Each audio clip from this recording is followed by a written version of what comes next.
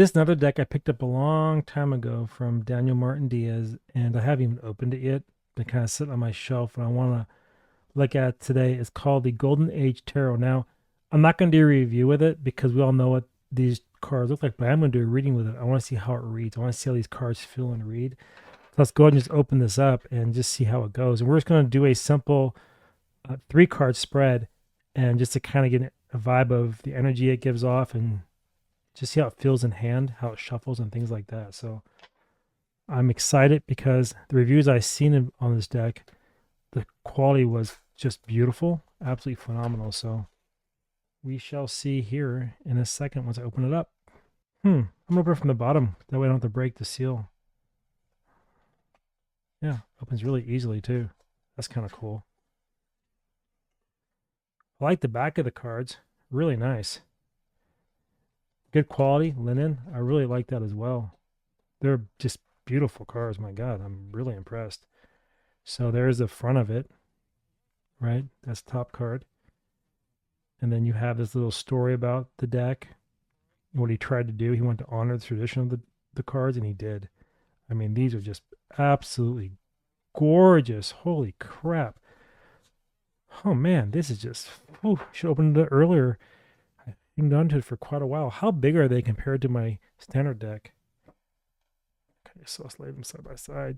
They're definitely larger, thinner, but better quality. Look at that. Just so pretty. There's the Magicians, so you can compare it side by side. Okay. So let's just go ahead and do a quick reading and just see how this deck reads.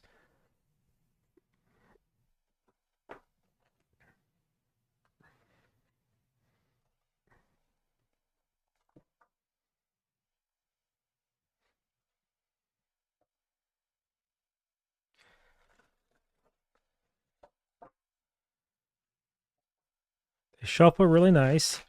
Kind of fall within each other. Really, really nice. They are a little big. I have smaller hands, so they are a little bit larger. But they do shuffle great. My God. So what we're going to do is we're going to do an energy reading off of this, and I'm going to use dice to grab the energy, and we'll find the card that in the majors that the number aligns to, and we'll go from there. So come on now. Oh, these cards are slipping everywhere. So they are a little slippery, so be very careful of that.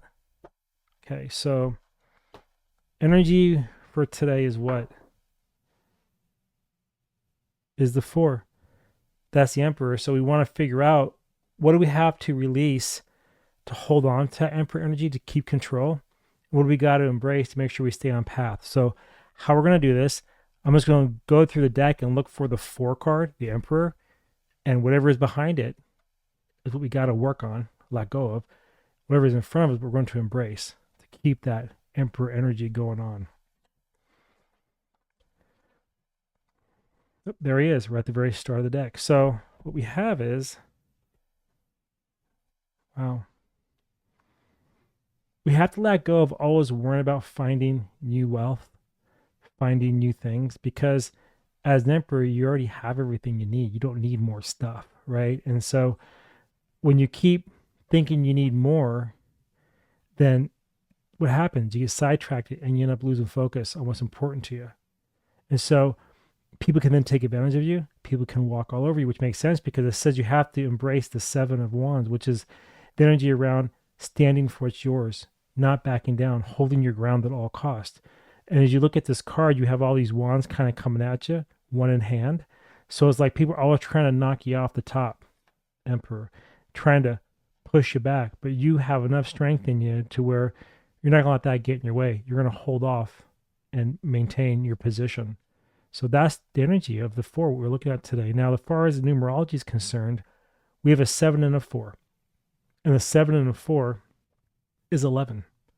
And 11 is a master number. Now, normally numerology, you don't reduce it, but so the 11 is around intuition as a spiritual number. So it's kind of like saying you need spiritual guidance and to trust your intuition to stay on top and to not always worry about it because things are always going to manifest for you, materialize regardless. It doesn't really matter.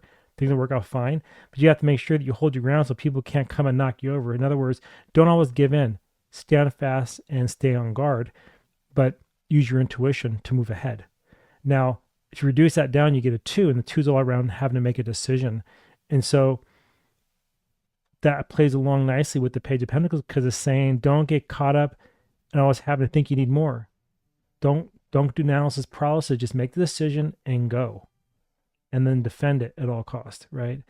That's the reading I have for today, and that's the little quick just vibe on how this deck reads, and it reads absolutely beautiful. And I would say with this deck, I would recommend it. I mean, it has that vintage feel. It's absolutely gorgeous. The quality is phenomenal, and I can see myself using it even for customers that I read for.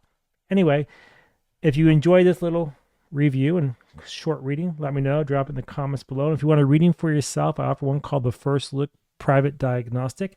I have a few free spots open, but it's pay what you can, right? And I'll give you an energy reading of your own. I offer one per customer because it's a special offering I have for all you beautiful souls out there. Anyway, that's all I got. Until next time, I want to see you in my next reading, tutorial, or deck review. All right, bye now.